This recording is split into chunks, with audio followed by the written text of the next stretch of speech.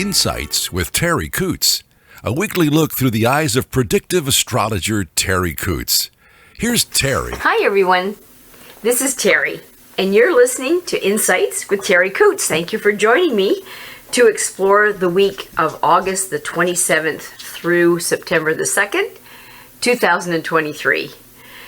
Now, right off the bat, I want to thank you for sharing your time with me. That's a big thing for me. Time you just can't replace, and I'm very, very grateful for that. The second thing is I may have to apologize ahead of time. I'm trying an experiment. I have so many new arrivals on the farm right now. Little baby turkeys. I might be able to take some pictures and maybe put them on Facebook to show you that the chickens have hatched out the baby turkeys and one duck.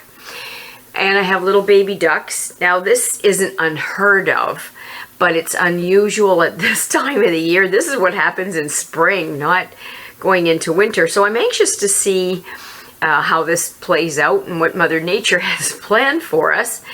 The other thing is I have a number of dogs. The numbers change as dogs come in and dogs find their forever home. But at this point right now, I think I'm at 13. Now, 8 of which I have stuffed in my office with me at this time, hoping, crossing my fingers, that maybe they'll give me a little bit of quiet, exercise them like crazy. They're a little tired, they're laying down, and I have my fingers crossed that they'll be good and not bark and make background noise. I have my cockatiel, who always helps celebrate the podcast, eating walnuts right now, so her mouth is stuffed. So I'm really hoping that they give us some peace and quiet just for a few minutes. Now, that being said, the sun just moved into Virgo.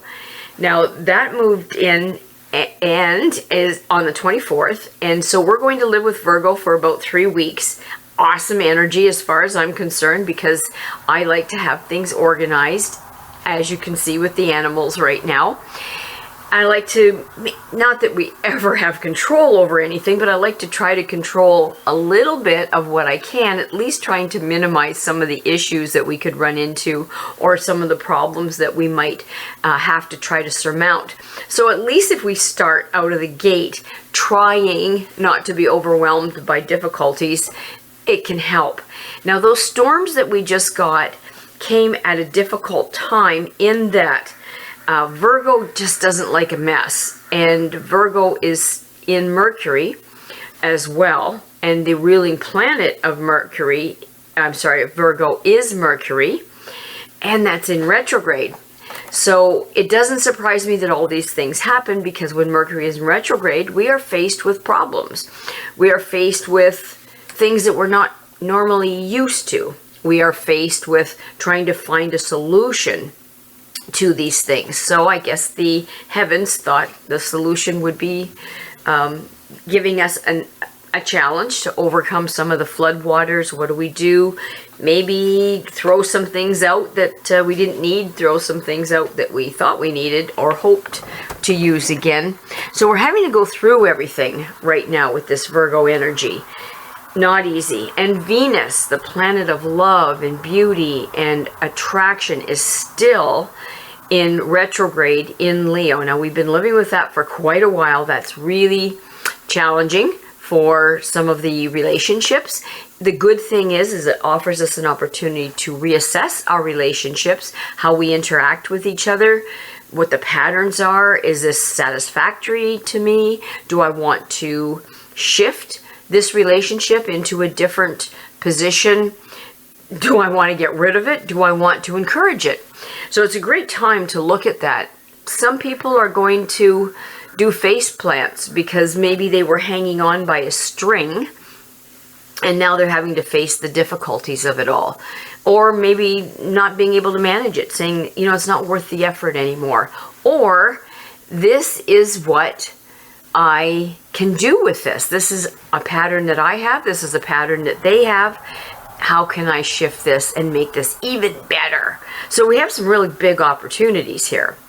Mars, the planet of our drive and our passion, is in Libra. So it's moved from Virgo. It's been there for quite a while. It's going to move to Libra on the 28th, but we'll already feel those little tweakings. So when we have this kind of an energy, we will be fighting for equilibrium. We'll be fighting for balance. We'll want some balance in our life. So many people may be looking at their career and their social life. Is there any balance for me? Do I get any family time? Do I get me time? Am I spending too much time with the family and not work? That's usually not the case, but am I spending too much time playing? Am I spending too much time working? So we try to find the balance in all aspects of our life when it goes to Libra like this. But what we have to remember is we can't please everybody. Now, when we look at all of this, this is how we are going to react. But if you also have animals, I'm looking at my animals and these situations through their eyes. So what I'm noticing, that when my dogs play, they're not allowed to play rough. I don't allow that. As soon as they do, I correct them and I try to redirect their attention. But I'm noticing a little bit more of that, a little bit easier to snap. What would be a good example? I have a new dog in and I can't trust him with the small baby ducks and the small baby animals. He doesn't hurt them. We've got past that, but he does try to herd them into a pile. He's a herding dog. That's what he tries to do. Now, no use me yelling at him, and this is his instinct. I have to try to find, as we develop a relationship, how can I redirect him and make him as interested in a ball or a toy as he would be in these bouncing little yellow creatures. And it's just going to take a little time. So I have to tie him up while I'm doing chores, and I move him around with me, different sections of my farm while I'm doing the chores, but just to restrict him so I'm not constantly on him. And I noticed when I tied him up and I gave him a good pet, it's not a punishment, it's just a restriction, he snapped at the puppy. And that I took exception to. But what I observed with that is he's frustrated. He's frustrated that he can't control the little animals. He's frustrated with so many things in his life, a new family, new circumstances. He had no power in it. Nobody asked him, does he want to go and live here? He was just dumped, so to speak. So I can see the frustration. I can see the frustration in some of the other dogs when they're out there running and they're racing each other. If one of them is not as fast as some of the others, they get frustrated. So they may take a swipe at them on the way by. It's just frustration. So if that's manifesting in my animals and my ducks, I'm seeing that the mother duck is frustrated with some of the other young teenager ducks that were born in the spring, and she'll take a little pinch off of them. So her level of patience is challenged. So if I'm seeing it in the animals, I'm going to see it in us and myself as well. So I like to guard against that, because it's not a good thing to let all of your emotions go. If it just, it's nice to kind of control ourselves a bit. So with that, just look at yourself. Are you feeling a little bit more frustrated than normal? Is this something that you need to look at? Is circumstances right now piling on you to make you feel frustrated? And if that's the case, maybe kids screaming, getting ready to go back to school, all these overwhelming issues that are coming up. If that's the case, then what can we do about it? If there's something we can do about it, let's approach it. Virgo gives us the opportunity to look at it and try to sort it out. Really good organizational skills there. If not, maybe we just have to suck it up, buttercup, and work with it. Now, Virgo energy wants to do everything, not just perfect, but flawlessly. So we'll be drawn to pay attention to every little detail. Every little thing has to be in its right place. I'm noticing that with myself, where I'm getting picky about everything, and that can create the frustration as well. So we have to look at that. It's a respectable energy, wants to be respected, very hardworking. We'll maybe kick up that wanting to have knowledge about a situation, maybe wanting to watch the news a little bit more to understand some of the issues that are going on and know how to do it. And self-sufficiency is a really important thing for this Virgo energy, and very self-contained, at least on the surface. So when we look at this, then we have to look at how is that playing out in our life, and is that a good thing for me right now? So just look at your life, see what's going on, see how you want to address it, and is there anything in this that you want to change, because this is the time to do it. Now, the first of the week, our vulnerability, we're coming out of a really achy joint time where our body hurt. So last week, well, you know, with the humidity and everything too, but as the planets are and the stars are above us, it exacerbated that. And we're going into it traveling down to the lower levels of our body, our calf, our ankle, our shins. So if you have weak ankles, if you're vulnerable to tripping or turning your ankles, just be careful. Just watch where you walk. Uneven ground, some of it's wet and slippery. This is where sometimes we can have some accidents that we weren't planning on, but nobody plans on an accident.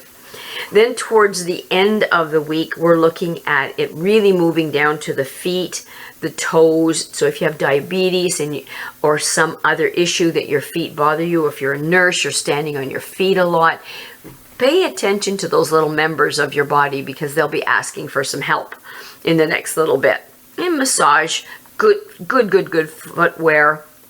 And they're trying to talk to you. They're trying to tell you maybe enough's enough.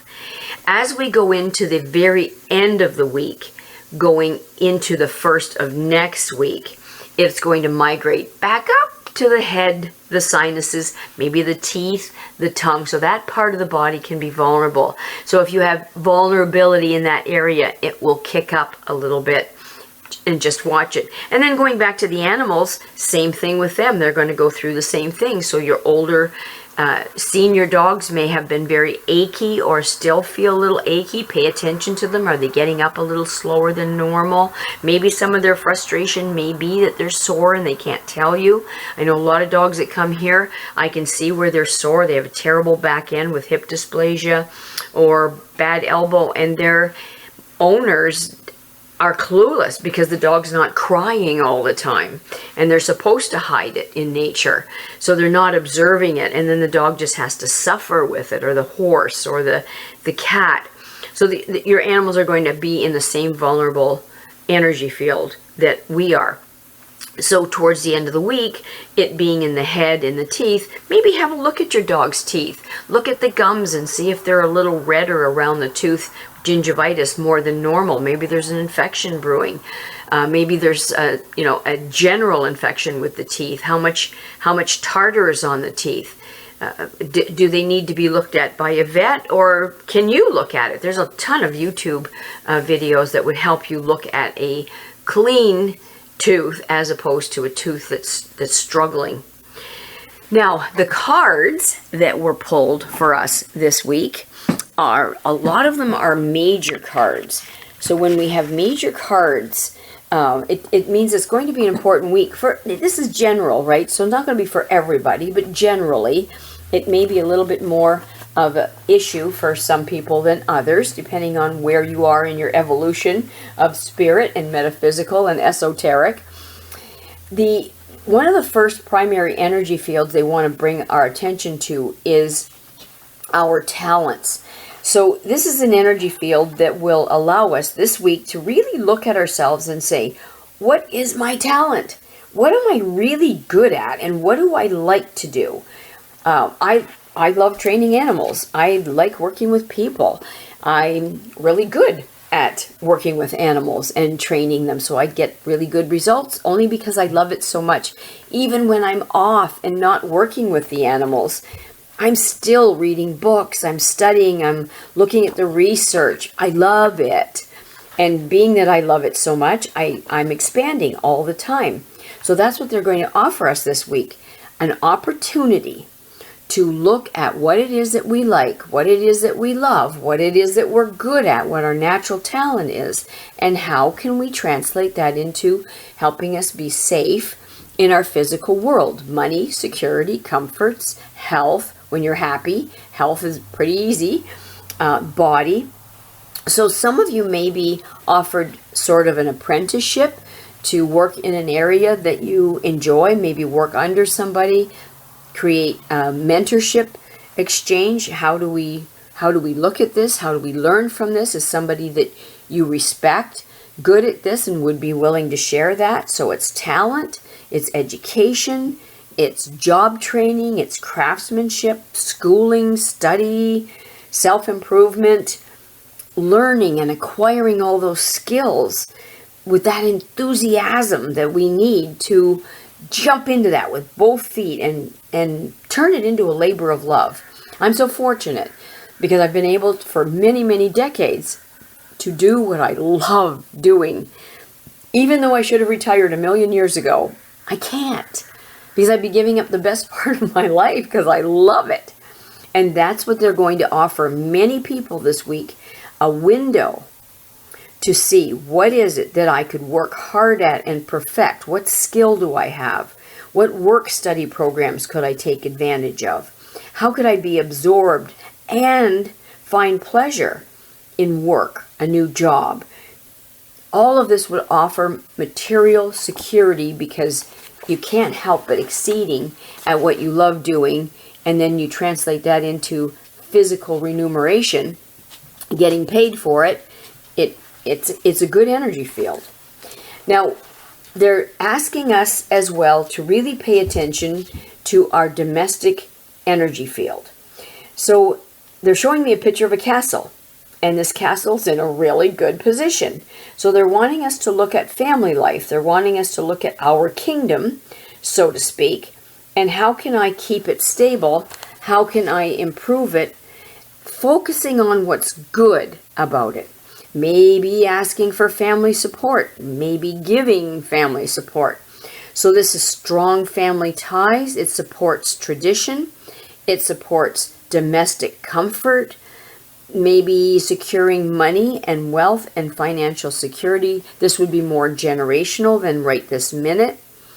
It's a very successful energy field, even if it's just in balance with family support, family lineage, just looking at keeping our kingdom comfortable, stable, financially okay, the happiness, and looking at some of our maybe business deals or investments.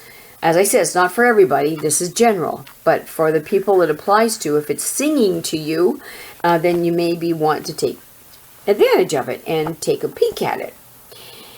The card that came up, scary, it isn't, is the death card, but not the death card. It is labeled death. It doesn't mean that it is a death card. It came up in a position that more suggests resistance to some of the changes that are necessary. So let's go back to this sad flooding that we've had in this area and some of the fires and all the things that are happening. When you're in, for instance, just as an example, if we're in, for instance, a low-lying area, and many of the houses I noticed in certain areas were built on marshland, which just boggles my mind. I know I'm not as smart as an engineer, and I know I'm not nearly as smart as some of these building inspectors or these designing people, but I don't know. Common sense tells me that if you build houses in a marshy area, at some point the marsh is going to reclaim its land, and gee, lo and behold, surprise, surprise, it flooded. And because it's a low area, and even though you put sand and rock and stone, Mother Earth reclaims it. So that doesn't make sense to me. So with this death card in the position that it is, it's saying our resistance to necessary change can put us in a really bad spot. So you may need to look at your life and say, what do I need to change? What am I resisting? What doesn't make sense here? So that can contribute to inertia, to just being strong-minded and bullheaded, and instead of accomplishing something, we cut our own nose off to spite our face, and that puts us at a standstill. And that, in nature, a standstill is stagnant. That immobility can create fear, and that fear of change can make us stagnant. So it's a loop, it's a circle. So many of us may be facing the fear of releasing some of our outmoded situations, relationships, positions, or our attitude. And we have an opportunity to look, are we clinging to death? Are we clinging to a dead situation, to something that needs to be changed? Something that we've taken maybe an extreme position in that isn't good for us. And are we refusing to change? Are we being obstinate? Because this can turn into decay. Or then we may be turning our back on our future, both as a species and as a person. So we really have to look at that. That's what that card is offering us right now. The next one to support us is the High Priestess, which gives us an opportunity to look at the high road, the spiritual aspect of that, knowledge, the unwavering faith in something bigger than us. And that allows us to have that intuitive awareness, to make good decisions, to allow ourselves to intuitively be comfortable with some of the things that we have to do. So you take that High Priestess energy, they're not trying to harm us, they're trying to raise us up, to make us look past our own stubbornness, our own maybe greed for power, that in some of the places that they don't look at the common sense of the situation, only how it can benefit them. Let's take the green belt. I don't care how you cut it. It wasn't done properly. And it wasn't done in many cases for the right reasons. I'm not saying everybody, but on a whole, it's suspect. So this is an opportunity with the High Priestess for us to look at a higher ground in our lives and in our species. And that's what's being offered to us. So we have quite a week ahead of us, a very profound week, giving us opportunities to look and grow and learn and try to understand where we're coming from, why we're here, what's the best way to be here. How can I make this a little bit better for ourselves? The number that was given to us for this week is the number 6. And when we look at that, what we have to look at is number 6 is a even number. And when you look at that even number, that's again going back to that Mars in Libra, searching for balance, trying to look at something that is meaningful in our lives, but also creates and supports balance. So when you take that number 6 with everything that we have, we're being given choices. Number 6 in the tarot is the card of the Lovers, which is choices. So we're going to be generating a future in this next little bit to look around and make some choices in our lives. We've gathered the information, we're gathering the information, we will be gathering the information with Virgo energy, and then we'll be faced with choices. And so that energy will make us maybe look at our health. How can I take care of my body better? Am I eating correctly for my body so that I have good quality of health? Am I choosing correctly the foods that I need, the stress that I don't want, the stress that's healthy? Am I choosing to emphasize the material side of life or the spiritual side of life? Or am I looking for balance? And what's the purpose of all these challenges that are being thrown at us and me? To strengthen ourselves, to check ourselves in as a person, find where our determination should be. That's what number 6 is offering us. The weakness of number 6 combined with everything is restlessness, hesitation, intolerance, a desire for perfection, and as I said earlier, irritability. So, given that, we've got a very interesting week coming up. I want to take this moment to thank Charlie O'Brien for putting all of this together, for getting us on Spotify Podcasts, Apple iTunes, Amazon Music Podcasts, SoundCloud, YouTube.